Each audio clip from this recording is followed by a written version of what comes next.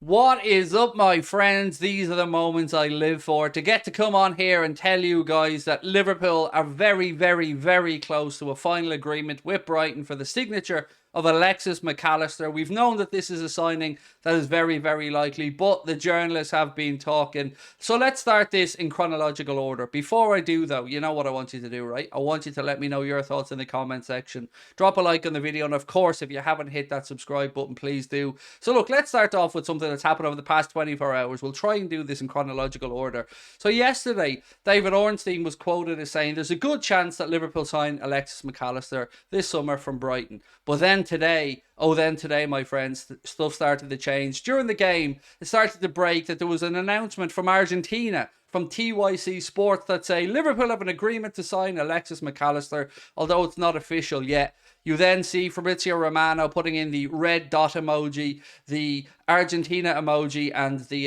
hashtag LFC, where he's speaking about Alexis Mac Allister as well. Now, he does go on to say that Pochettino is a fan and admirer of him, but he doesn't believe there's going to be any issues. It is looking like this is all but a done deal. Perfect signing. It looks like there's a fixed price for Alexis Mac Allister. We believe that is around 70 million quid. That's the number that Brighton want. Now, we've known that there was a clause and not a clause in his deal, but there was a mechanism to make this deal possible. I'm buzzing by it. I think it's a great start to the summer for Liverpool from the recruitment side. We need to make sure that we get it right. I can see how Alexis will fit into Liverpool's side. I can see how Jurgen Klopp will utilise him. He's got an eye for goal. He's got an eye for assists. But he's got that steely mentality. He's got a good work rate. And at 24 years of age, he is perfect age bracket as well for us to add to our midfield. We've seen what he's done this season with Brighton. We know he's a World Cup winner with Argentina. And I'm very, very happy about it. I really am. But I want to know your thoughts on it. Do you think the fee is too much? Do you think it's the right amount? Do you care? How excited are you to have this man coming in? And it looks like he will probably take the number 10 shirt at Liverpool as well. So again, just to reiterate, the final details aren't sorted yet, but more and more stuff is coming out. And I feel like when we get the newspaper stories tonight, we'll probably get even more on it. Alexis Mac Allister to Liverpool. Not quite at the here we go yet, but it's here we go. At this point, we're getting very close.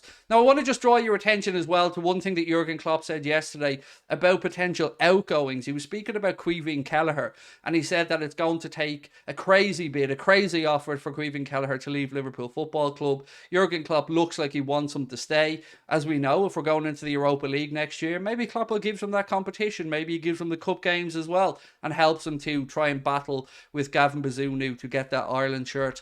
But look, I'm happy if Caoimhín stays. I understood if he was going to go for his own personal reasons or for the development in his career, but it's a great start to our summer. If we can keep him, I'm over the moon. Bringing in Alexis Mac Allister, I like that as well. But I want to know, who else do we need? I'd prefer Barella over Mason Mount, but it looks like Mason Mount is the far more likely of the two. But again, Neil Jones did see to keep an eye on the situation with Barella. Obviously, I wouldn't expect anything to happen over the next coming weeks on that, because he has a small matter of a Champions League final to look forward to as well with Inter Milan. And who thought we will be saying that at the start of this season?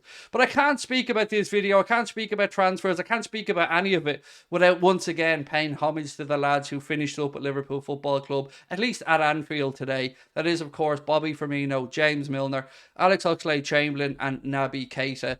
Two of those guys will leave as legends. Alex will leave with some fond memories and a thank you, and Naby Keita will leave with a boarding pass and a big wave because it didn't work out. But Adrian San Miguel might be staying. There's talk that Liverpool are entering into negotiations with him over a deal. But to just go back to Alexis Mac Allister again, this is a statement for me. Now, it isn't the type of signing that's going to make the world stand up. It isn't the type of signing of bringing in a Bellingham or an Mbappe or a Haaland or anybody like that. But it's a good, solid signing for a player that we know can do bits in the Premier League. We know that he can deal with the pressure. We've seen the penalty he scored for Brighton against Manchester United at the end. The dude just looks like he belongs at the top level. And that's where Liverpool Football Club want to be. But it was put to me the other day by somebody to say that it feels a bit weird, right? We're talking 70 million quid for a player, but he doesn't feel like a superstar coming to the club. But that's kind of the Liverpool way, right? We bring in these players. Maybe you're Sadio Mane, your Mohamed Salahs, your Virgil van Dijks. maybe Alexis. And they're good, they're known, they're solid, they're very highly thought of. But then they become global superstars and icons at the football club. And I feel like we'll look back on this Alexis Mac Allister signing as a genius, a masterstroke by Klopp and the club. Pochettino coming into Chelsea does make it a little bit questionable, I suppose. But look, do Chelsea really have the cheddar? Probably, because they have Todd Bowley who loves to spend it. But do they really have the FFP wiggle room? Who knows? It looks like they have to get rid of maybe 10, 11 players as soon as Pochettino comes in the door. They, of course, spent a lot of money at Enzo already in midfield and a few other players. So I think, look, I don't think there's anything to worry about from it. Yes, there was talk that Alexis Mac Allister wanted Champions League football, but Chelsea ain't going to offer that. In fact, they're not going to offer any European football next season, whereas we will at least be winning the Europa League in Dublin. I said it, yeah, winning it in Dublin. That's where I'm at. Looks like he's going to take the number 10. It looks like he'll probably earn about £150,000 a week there or thereabouts, which, look, if you were signing a player for 70 million quid, he probably should be on decent wages. And again, to go back to the boys who are departing today, we've freed up about 180, 200 grand a week from Bobby Firmino. And by the way, keep an eye on Real Madrid for him, because apparently they're admirers of Firmino. They aren't, what's the phrase they use? They aren't unaware of his qualities or something like that. So keep an eye on that one. That may happen. Obviously, there's talk of him going over to Saudi Arabia. But to get back to the point, 180, 200 grand a week there freed up. Milner, I believe, was on about 130, 140 grand a week. Chamberlain was on over 100 grand a week as well. And Keita, I don't know what he was on, but let's be honest, it was too much. The point I'm trying to make, though, is that has freed up a lot of wiggle room for Liverpool with wages and with regards to what they're able to do, bringing players in. So this is the first, but it needs to be the first of 3 or 4 signings over the summer. I'd personally like 2 more midfielders to be brought in. Do we need the defensive midfielder though? I guess that is the question, right? So we've seen Ugarte, we've seen that we've been kind of blown hot and cold on him. One side says we're interested, the English side say we aren't. I tend to agree with the English side on that one. I don't think Liverpool will sign him. But do we need him, right? Fabinho's shown his progress at the end of the season again to show he still has the legs. Stefan Bajcetic has a lot to produce next season as well. We've got Tyler Morton, who, look, will he or won't he make the standard? I don't know. But there's still options there for Liverpool. So if we can get in a Mason Mount for a reasonable fee, for me, I'm comfortable about 40, 45. Or a Barella, which it looks like 80 million euro. It's about 70 million pound, probably the same as Alexis.